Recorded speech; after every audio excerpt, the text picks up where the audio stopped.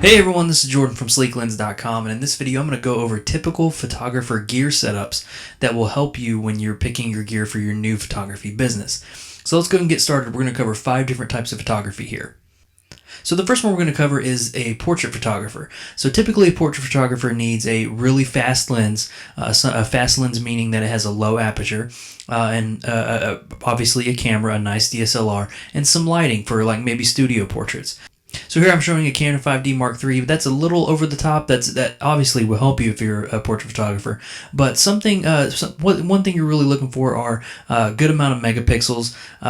You can choose a crop sensor or a full frame sensor camera. But a full frame sensor obviously gives you a more larger photo to deal with and stuff similar to that. So you're kind of looking for a DSLR mainly for the megapixels and maybe for the focus points as well.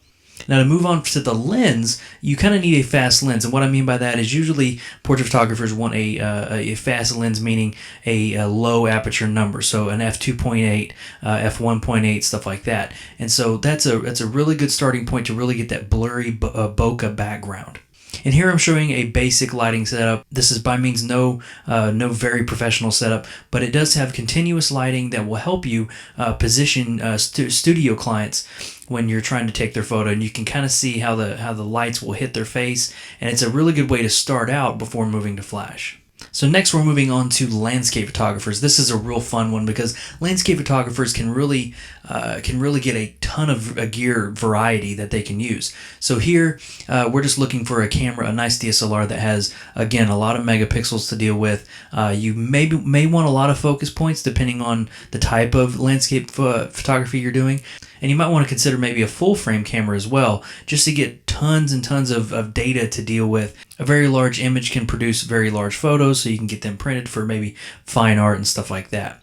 A typical lens setup for a landscape photographer is more of a wide-angle lens. You kind of want to get a whole vast area in your photo. A lot of people just automatically put on their wide-angle lens when they go take landscapes. That doesn't mean that's the only thing that you'll be able to use, but this is the typical kind of starting out in landscape photography.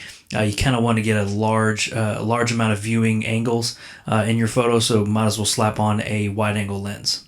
Next, you're going to need a very sturdy tripod. You want to make sure you have a tripod maybe with a ball head. A ball head will allow it to move freely without having to adjust a whole bunch of levers and stuff like that. Another tripod example that you might want to look out for is one that can fold real flat. So you can see there's a center column there. You want to make sure that there's no braces that are connecting to that column, allowing the legs to flare out, and you can get real low angle shots, which really helps when getting really wide open landscape photography. Next, we're going to go into real estate photography. Again, real estate photography, much like landscape photography, they kind of use the same equipment.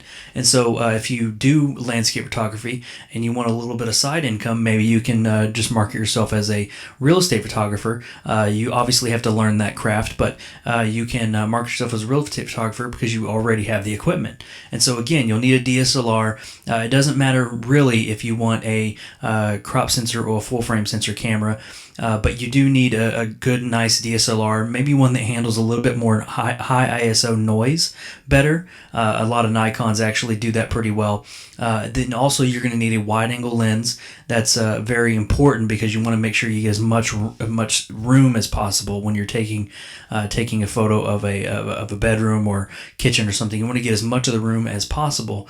To not only get all the detail there, but actually doing that makes the rooms appear a lot larger. And a lot of people, when they're taking real estate photography, maybe with a point and shoot, they're getting sort of a 18 millimeter to 24 millimeter zoom range, which kind of compresses the room a little bit. So opening that up actually makes the room appear a lot larger, which actually benefits a lot of real estate agents who have clients looking at the home.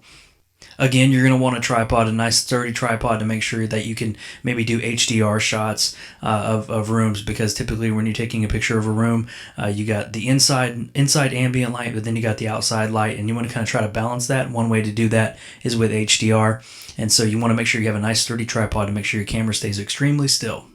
Next, we have wedding photographers. This is going to be a really simple example of what a wedding photographer might have. But again, a nice DSLR. We have Canon here.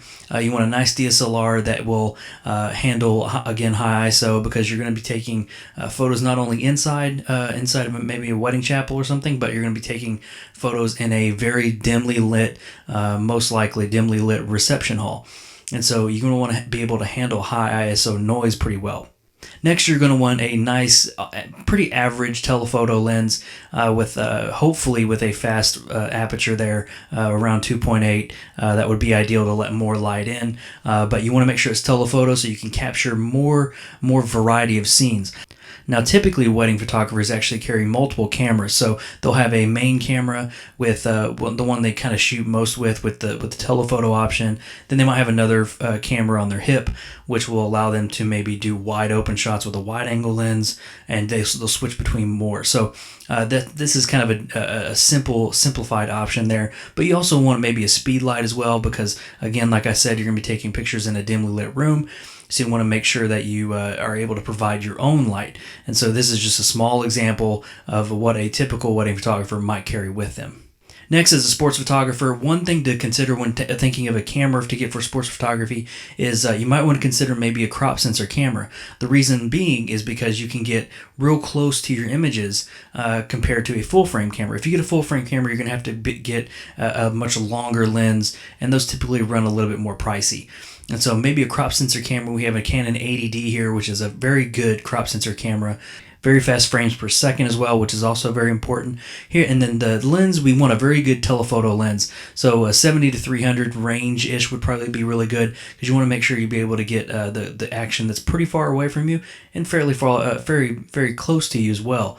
And also, again, you want to consider getting a small, inexpensive monopod to start out with. That'll just help carry the weight of your equipment, because as you can see from maybe watching sporting events, most of the sporting photographers have a monopod that they rest their camera on, because they don't want to be holding their camera the whole time. So they'll be able to get a monopod. What's different between that and a tripod is the monopod is just that one leg, and it basically just creates a small amount of stability without having to carry a big bulky tripod around. So I hope you enjoyed a quick example of what typical photographers in these general styles shoot with. There's many more options, but this is kind of just like an idea to get you going on what you might need starting in these different types of genres of photography. So thank you for joining me in this video. This is Jordan from Sleeklens.com, and I'll see you in the next one.